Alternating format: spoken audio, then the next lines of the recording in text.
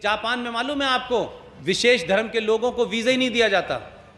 वहां कोई मस्जिद वस्जिद का चक्कर ही नहीं है, वहां कोई ये प्रॉब्लम ही नहीं है। अस्सलाम वालेकुम मेरे दोस्तों, कैसे आप लोग? उम्मीद है कि जहाँ कहीं पे भी हैं आप लोग अच्छे हैं। तो जैसे कि आपने इस पढ़े लिखे गवार का जो वीडियो देखा आपने, तो शायद अगर आपको इसकी बातों पर यकीन आ जाए तो मेहरबानी करके आप जो है मेरा पूरा वीडियो देखें। तो आपको शायद उसकी बात गलत लगे, क्योंकि ये कुछ ढकी छुपी बातें तो है ही नहीं।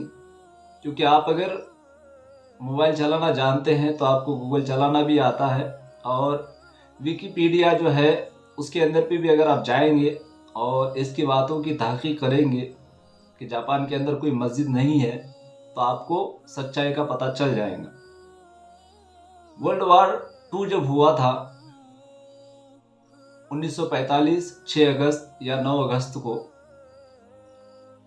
जिसके अंदर हिरोशिमा और नागासाकी जापान के अंदर ये जगह है जहाँ पे एक मस्जिद है जिसका नाम है मस्जिद कूबा। कूबा मस्जिद करके कहा जाता है। तो ये मस्जिद वर्ल्ड वार 2 के वक्त भी था, और वर्ल्ड वार 2 कब हुआ था? 1945 में, 6 अगस्त 1945 या 9 अगस्त 1945 में। ये उस वक्त की मस्जिद थी वहाँ पे।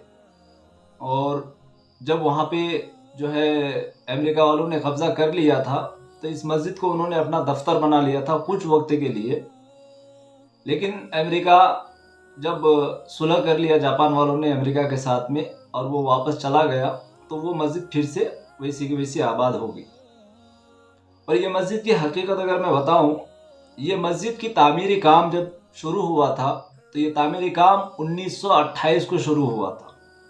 1928 को शुरू हुआ था, और इस मस्जिद का काम इख्तिताम पर पहुंचा 1935 में मुकम्मल हो गई, और जो है मस्जिद में इबादत का काम शुरू हो गया 1935 के अंदर।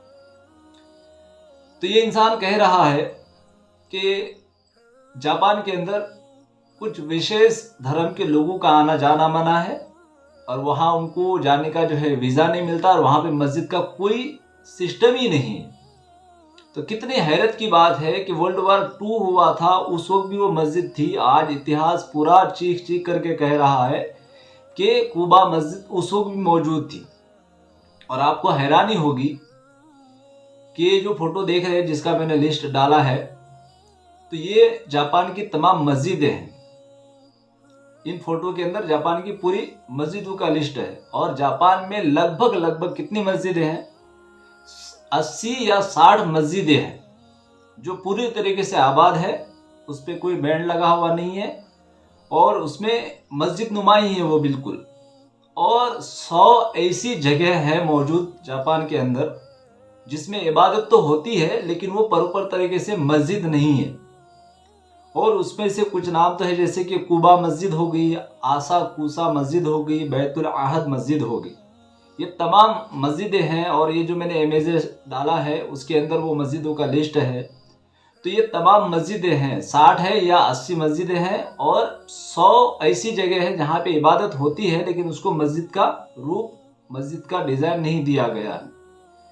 अब इसके आगे अगर आप जाएंगे तो एक ज़माना ऐसा भी आया था कि 1995 को जापान के अंदर एक ज़लज़ला आया था।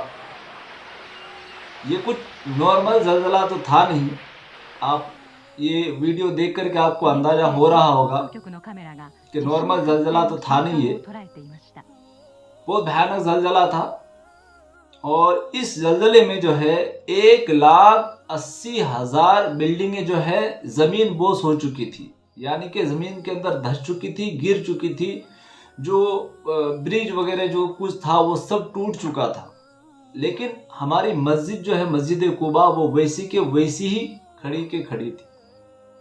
उस मस्जिद को ज़रा से भी कुछ नहीं हुआ था। इसीलिए उसे जो है मेरिकल ऑफ मस्जिद कहा जाता है। कि वो अल्लाह का कोई करिश्मा था जो पूरा शहर तबाह हुआ लेकिन मस्जिद को कुछ नहीं हुआ, जिसमें 1,80,000 बिल्डिंगें गिर चुकी थी लेकिन मस्जिद कुबा को कुछ नहीं हुआ था। तो ये हकीकत है मस्जिद की। और जापान के अंदर मुसलमानों की जो आबादी है वो 2020 में जब डेटा निकला था जापान की पूरी आबादी का, तो वो 12,64,76,461 इतनी आबादी जापान की थी 2020 में। उसमें से 2 लाख मुसलमानों की आबादी है, वहां पे 2 लाख मुसलमानों की आबादी है। तो ये इंसान जो कह रहा है कि भाई मस्जिद जापान के अंदर मस्जिद का कोई सिस्टम नहीं है, तो सिर्फ और सिर्फ ऐसा है कि इसके अंदर मुसलमानों के लिए नफरत है, जिसकी वजह से ये कभी भी कुछ भी बयान देता है। तो मुझे जहाँ तक लगता है कि ये इंसान जो है, ये जो लेक्चरबाजी वगैरह करते रहता है, जगह जगह पे जाकर के जो बयान देते रहता है, तो उसका जो ज़िंदगी गुजारने का तरीका है, तो मुझे जहाँ तक लगता है कि ये जो स्टेज से उतरने के बाद कुछ इस तरह से रहता होगा। ये अपने भक्तों के पिछवाड़े में मुंह डाल करके, और फिर वो भक्त दूसरे भक्त के पिछवाड़े में मुंह डाल करके, दूसरा भक्त तीसरे भक्त के पिछवाड़े में मुंह डाल करके पूरा दिन निकाल देता है। ये पिछवाड़े से मुंह उसी वक्त निकालता होगा जब भी उसको कहीं जाकर के भाषण देना रहता है, और फिर जाकर के वहाँ पे कुछ भी अनाप शनाप बकते रहता है। हकीकत से कोई वाकिफियत नहीं है, सिर्फ मस्जिद, मुसलमान और इस्लाम को बदनाम करने का काम है। भाई मैं बारहा कहता हूँ कि तू कितना भी चीख ले, चिल्ला ले, एड़ी चोटी का जोर लगा ले, लेकिन मुसलमानों का तू कुछ नहीं कर सकता, इस्लाम का तू कुछ बिगाड़ नहीं सकता।